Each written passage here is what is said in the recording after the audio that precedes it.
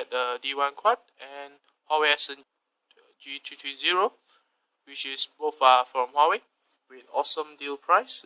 One price, the D1 Quad price at around 1,200 ringgit, and the G330 around 600 bucks. So we're gonna look at the phone first, both of it.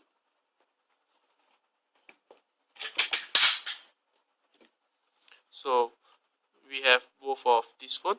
On my right is the G330. On my left is the D1 Quad. So there are some size different. This is a 4-inch phone. This is a 4.5-inch phone. But these have longer at here, so it's longer. So comparisonly, these are just different on almost on the screen size. So so both are running on Android 4.04.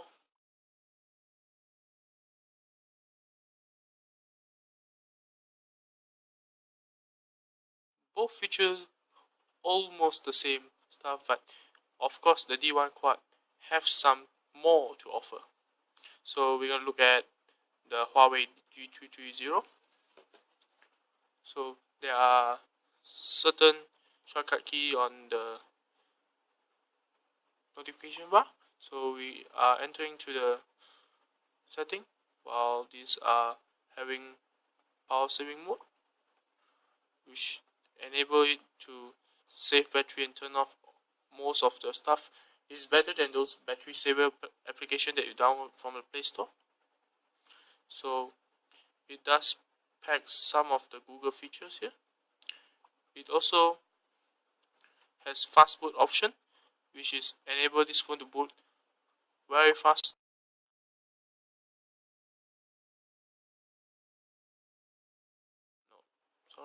Is the Android 4.04 ice cream sandwich. So we are looking at this phone.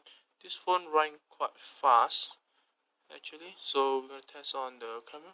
The camera seems to be slightly laggy on this phone. It has quite problematic with this MSM 825 Snapdragon processor. It's laggy and quite laggy.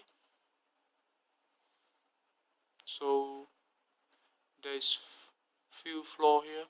So it's lag, but then it has few customization to offer. You can switch it between mode.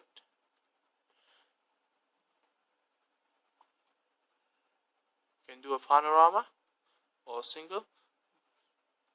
It record up to 720p with this 5 megapixel camera. It has a removable battery.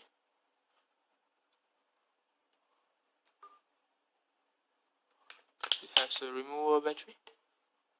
So 5 megapixel camera, normal SIM, micro SD slot. So there is nothing much special on this phone. This phone are designed for cheap user range price. So we're gonna look at the Huawei D1 Quad instead. It packs a K3V2 own custom processor. It does run quite fast and smooth without lagging behind. Antutu benchmark did 14,545, which is one of the good points on Antutu. So we're gonna look at the system info. Huawei 1.4 GHz. It's not 1.5 as stated on the GSM Arena and other website. It's powered by high silicon technology. It has 1 GB RAM, 8 megapixel rear camera, 1.2 megapixel front camera.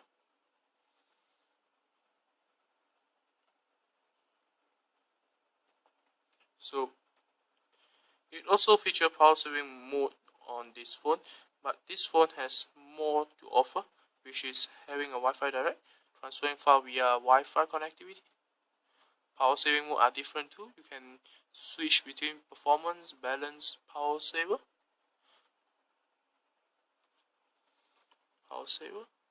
So is different. It's also powered by ice cream sandwich. So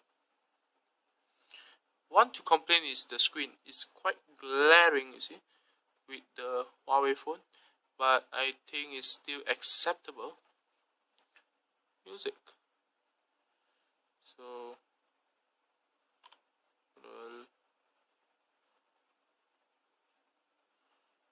I don't guess this.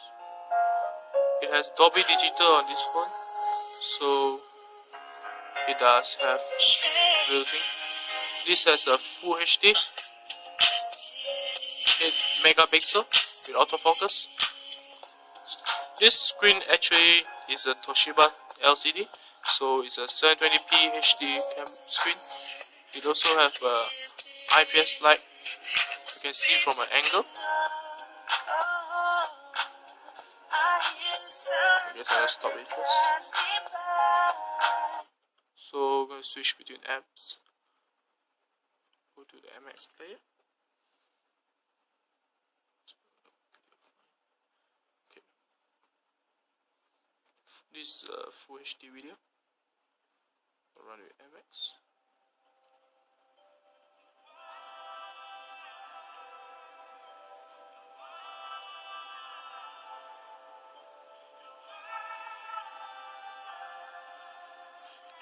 So if I drag this to other, so it don't feel lagging behind, just load directly.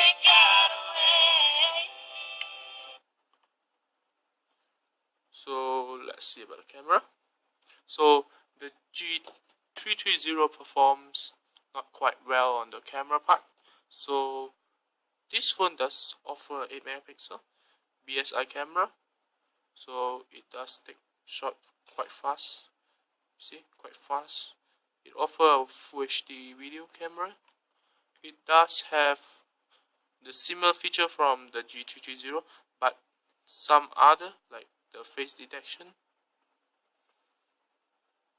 and you can switch between group, HDR, burst, which takes 10 pictures at a moment.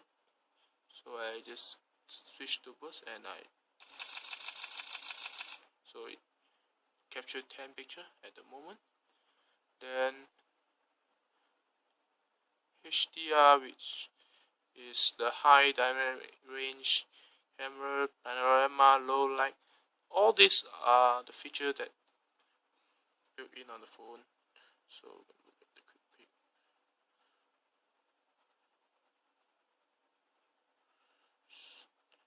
It has a custom UI as well, so it's nothing much, but it is quite fast on gaming and other stuff. So testing with the Gorilla Bot.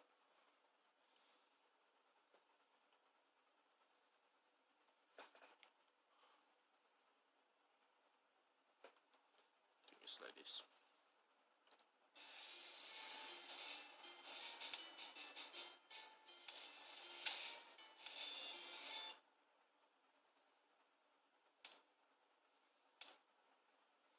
So this phone does have few functions to offer.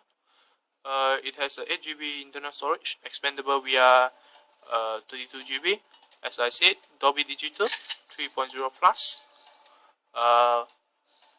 Camera that has a full HD recording and support most of the feature. It also supports USB on the go, which you can plug your pen drive in your phone. So I'm playing this game, so we are testing.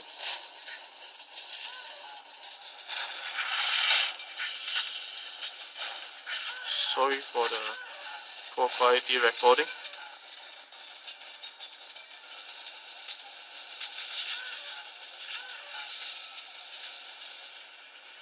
So this phone does provide a good quality of gameplay.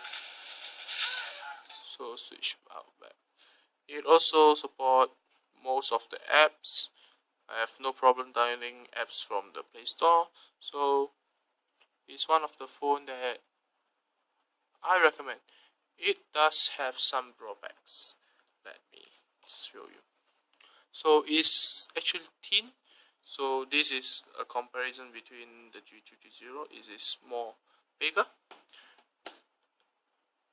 So it does has a removable back cover, but it doesn't have a removable back battery. It support normal SIM, micro SD.